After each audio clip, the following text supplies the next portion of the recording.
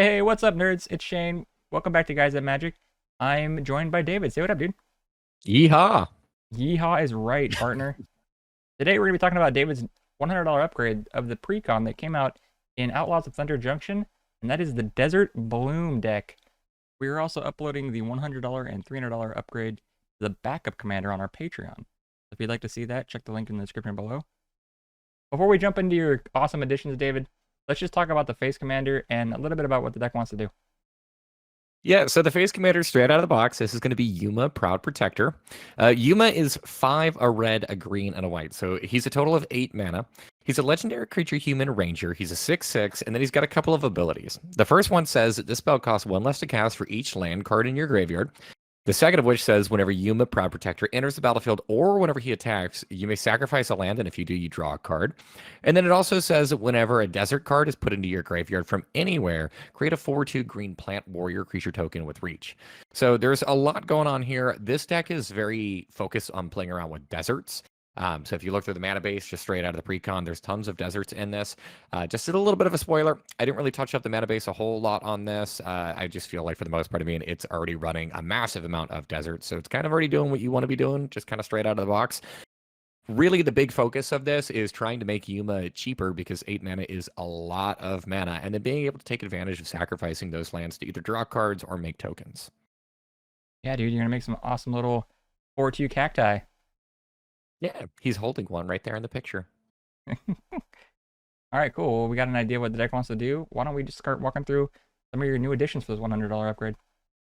Yeah, so we'll start off with some of the creatures. The first creature that I threw in for the $100 upgrade is Aranus Gloomstalker. This is 2 and a green for a total of 3 mana. It's a legendary creature halfling ranger.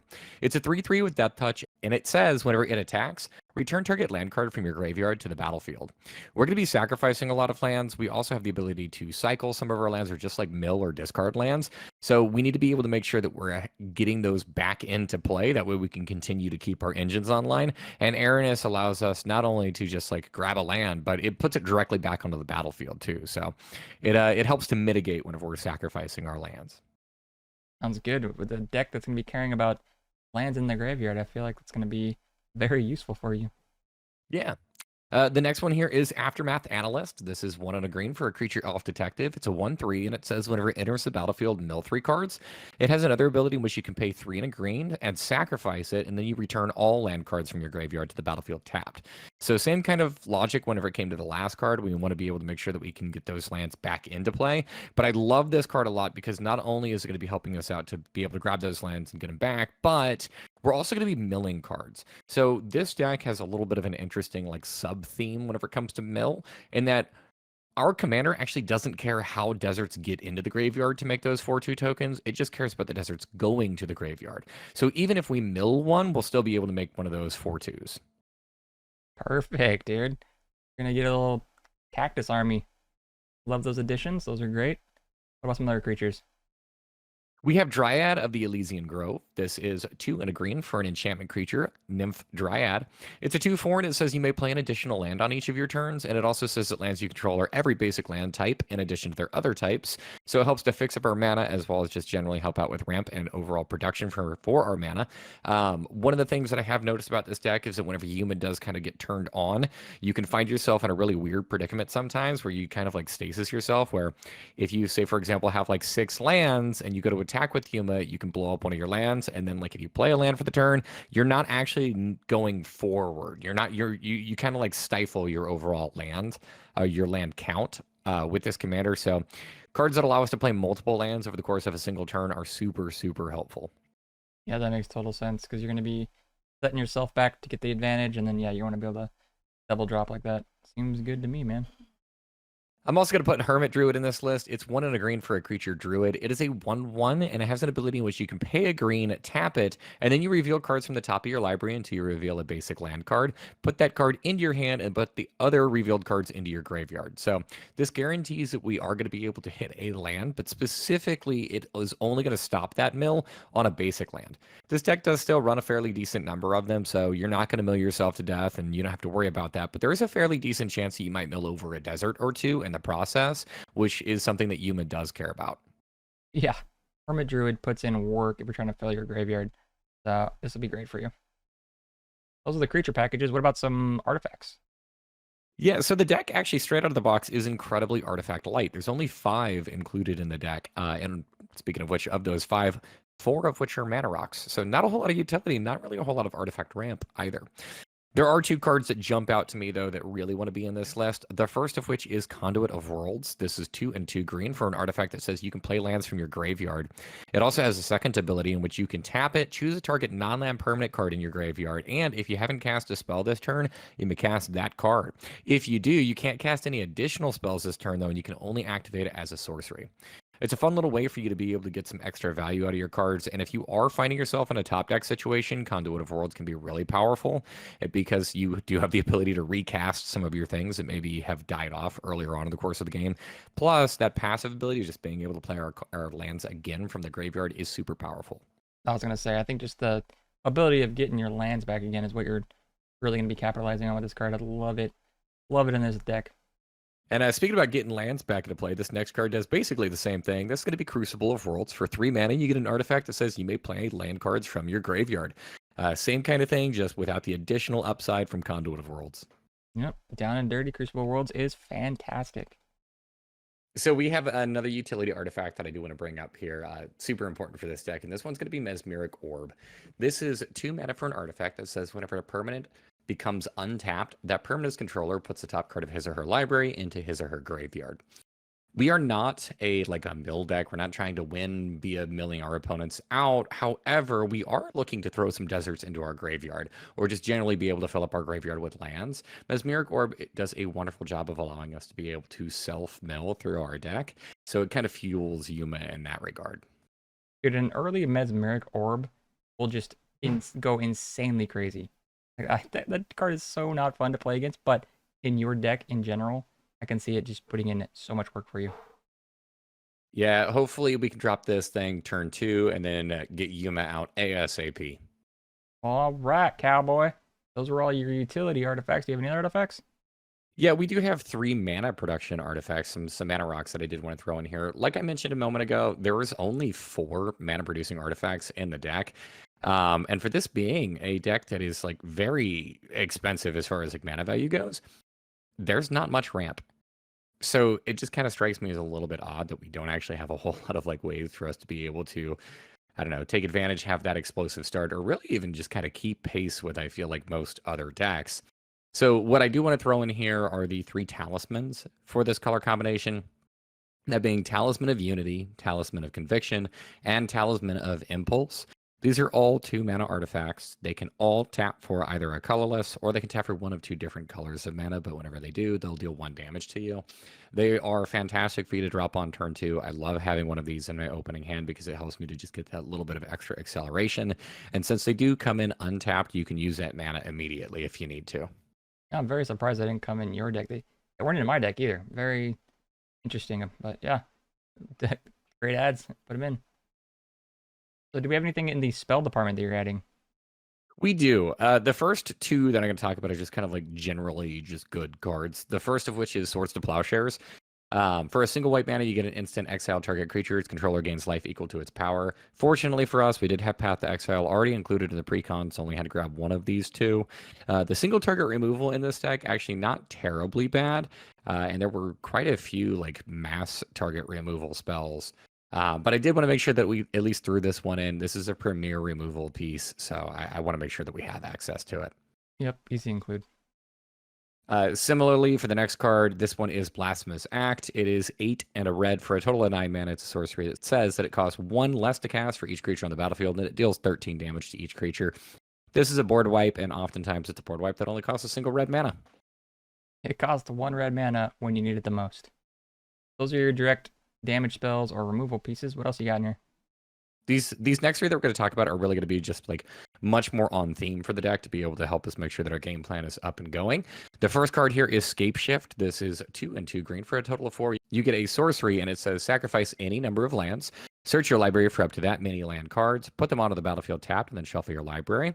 So this really helps out. We can just kind of throw a ton of cards into our graveyard, and then we tutor for all those lands, and it doesn't actually say basic lands, so you can go grab more deserts in the case that you want to.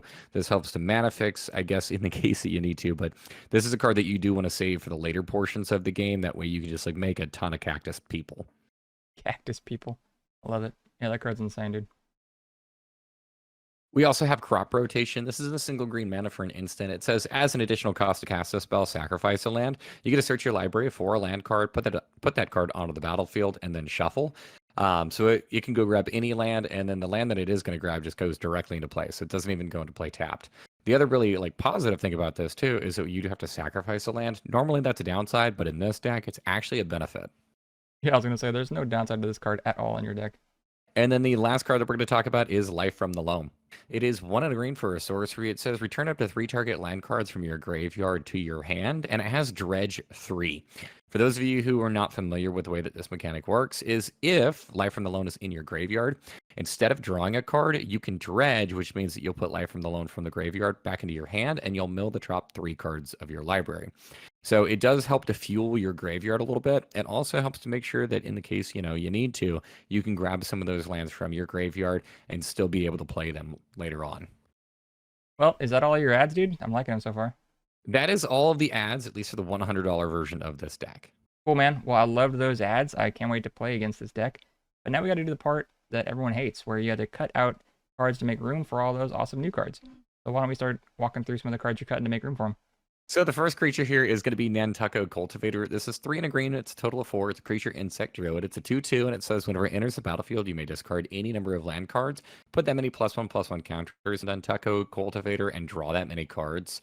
I'm not a big fan of just like big beaters, and I also found just through playtesting, this was a little bit odd in my hand. Oftentimes, whenever I was playing this, I didn't actually have any lands in my hand for me to be able to discard, so I felt like for the most part, this thing was just coming down as 4 mana for a 2/2, and that's just not good enough. Yeah, it's a bit awkward, man. Scare Tiller is the next creature that I removed. This is 4 mana for an artifact creature Scarecrow. It is a 1/4, and it says whenever it becomes tapped, choose 1. You might either put a land card from your hand on the battlefield tapped, or you can return a land card from your graveyard to the battlefield tapped. I love those abilities. However, this thing has to actually tap in order for you to be able to utilize that. And with it being a 1/4, this is not a creature that attacks very effectively. I don't think that this is going to get more than maybe a single tap trigger, and we don't have any way for us to be able to just tap this thing down repeatedly in this deck. Yeah, the ads you threw in seemed a little bit better than that as well. The next card here is Skullwinder. This is 2 and a green for a creature snake. It is a 1/3 with Death Touch and says whenever it enters the battlefield, return target card from your graveyard to your hand, then choose an opponent. That player returns a card from their graveyard to their hand. I just the symmetry on this. I don't want to help my opponent out. Chances are we're grabbing a land. There's a very strong possibility our opponents are grabbing something much more powerful than a land. Yeah, we don't like helping our opponents. And then the next one here is Angel of the Ruins, which is 5 and 2 white. 5/7 with flying. And it says whenever it enters the battlefield, exile up to 2 target artifacts and or enchantments. It has plane cycling 2.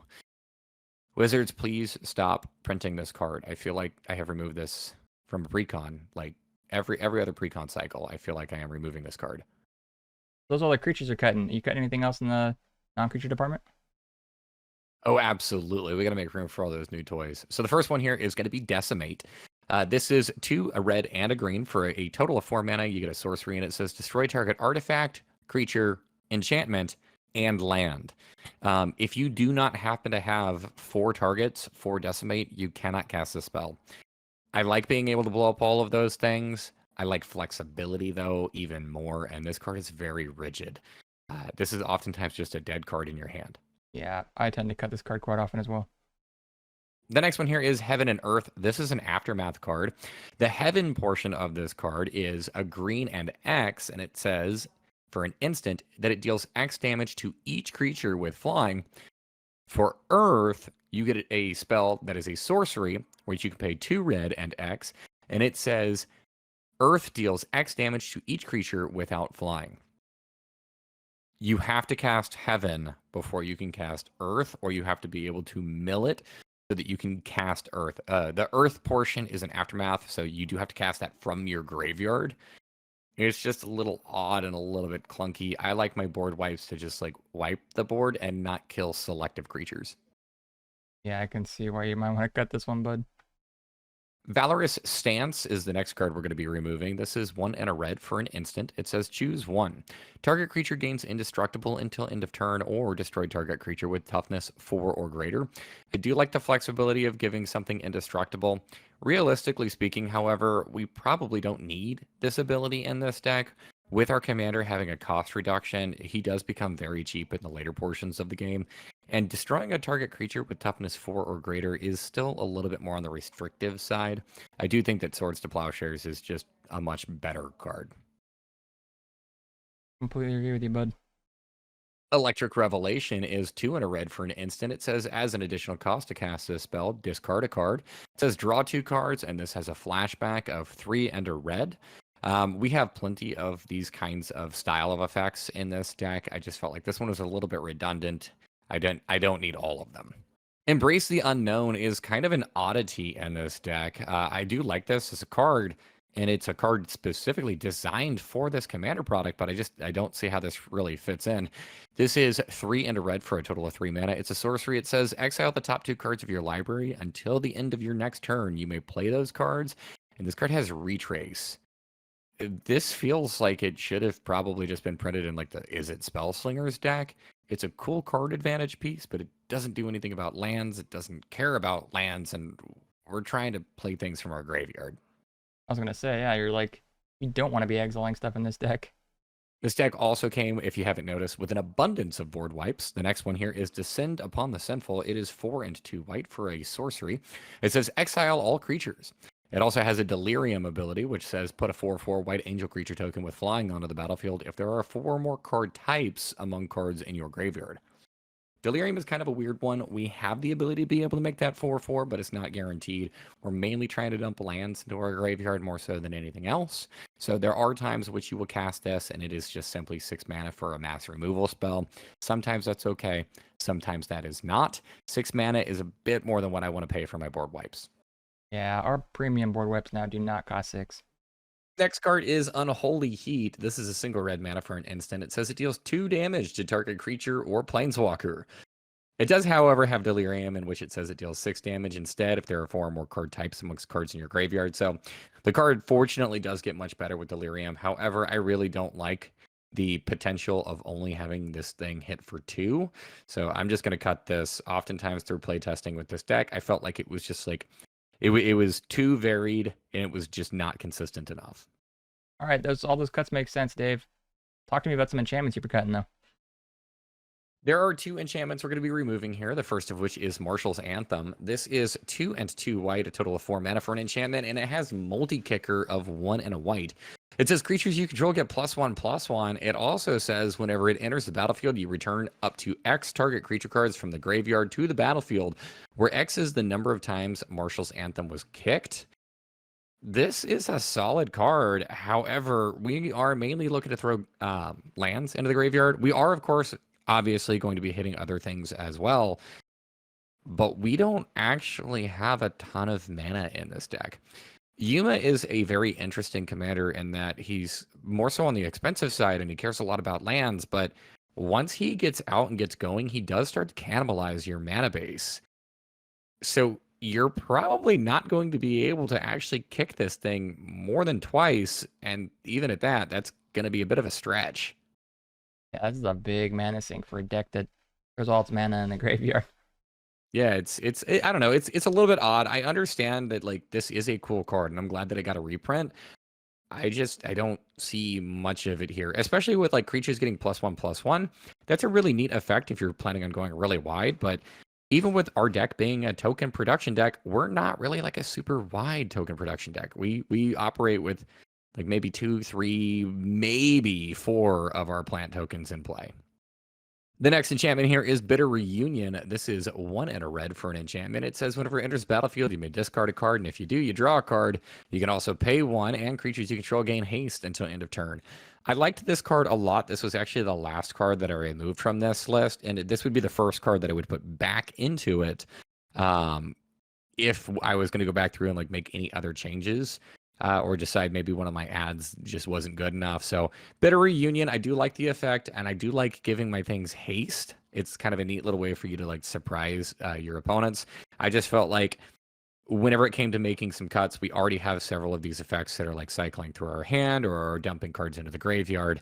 And this was a little bit just once again more redundancy than anything. Yeah, it's kind of a bummer it only does it one time too. And did you touch the land base at all? So I did. If you kept a keen eye earlier, I actually didn't add any lands. This deck is jam-packed with deserts, and I know that there are a couple of new deserts that ended up getting printed in the main set.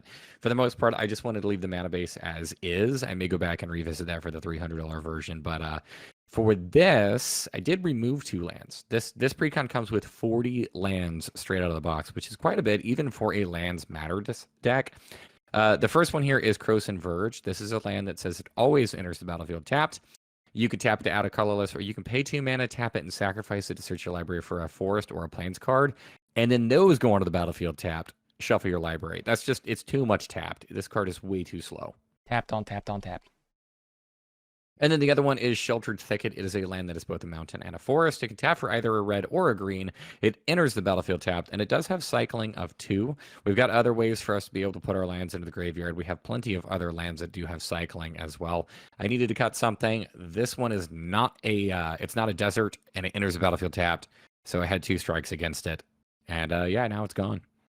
Hey, sometimes you gotta thin a little bit. Makes sense. It's all right. It's all right. And is that it? Is that all the cuts? Yeah, that's going to wrap it up for the cuts. As far as the $100 version of this deck, I wanted to streamline it a little bit, just kind of focus more so on being able to throw those lands into the graveyard. I felt like self-mill was probably one of the better ways that you can go about this, and there are, of course, are those options already whenever it comes present to the deck. So all in all, I'm generally pretty happy with the way that this deck turned out. Yeah, man. It looks like a pretty fun upgrade. We did the thing. We gave you $100. What do these upgrades come out to?